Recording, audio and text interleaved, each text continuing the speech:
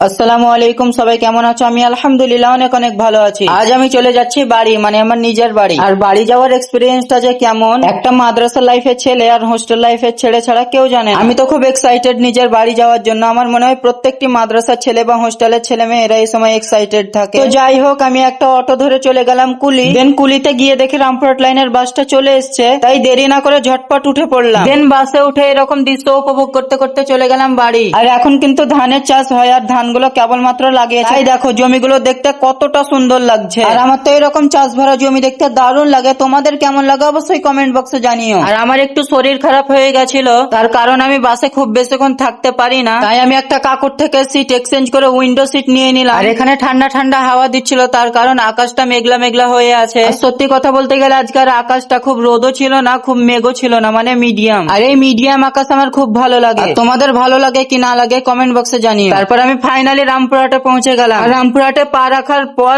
দেখি এখানকার রোদের তেজ তো বেশ ভালোই আছে, তোমরা আমার মুখ চোখ দেখলেই বুঝতে পারবে। আর বাড়ির সবার তো রিয়াকশনটা দেখার মতো ছিল। দুঃখের বিষয় হলো আমি সেটাও ক্যামেরা বন্দি করতে পারিনি। দেন বাড়ি গিয়ে ফ্রেশ হয়ে একটা কমফোর্টেবল ড্রেস পরে নিলাম। এবার তোমরা অনেকেই বলতে পারো যে আমি বাড়ি গিয়ে এইসব ড্রেস কেন পরি। আসলে বাড়িতে কমফোর্টেবল ড্রেস বলতে গেলে এগুলোই পরে। আর বড় কথা হলো বাড়িতে পাঞ্জাবি পরে থাকা সবসময় প্রায় অসম্ভব, তার জন্যই আমি এইসব জামা পরি। আর যারা খারাপ মন্তব্য করার তারা করবে, তাতে আমার কোনো সমস্যা নেই। তারপর আমরা ভাই বোন মিলে প্ল্যান করলাম যে কিছু বানানো যাক, তার জন্য আমরা চলে গেলাম চিকেনের দোকান চিকেন আনতে। দেন চলে গেলাম মল, সেখানে কিছু টুকটাক জিনিস নিয়ে বিল করে টাকা পেমেন্ট করে চলে এলাম বাড়ি। আর আমরা ভাই বোন মিলে কি বানালাম তোমরা কমেন্ট করো, পরের ভিডিওতে অবশ্যই দেখাবো। আসসালামু আলাইকুম।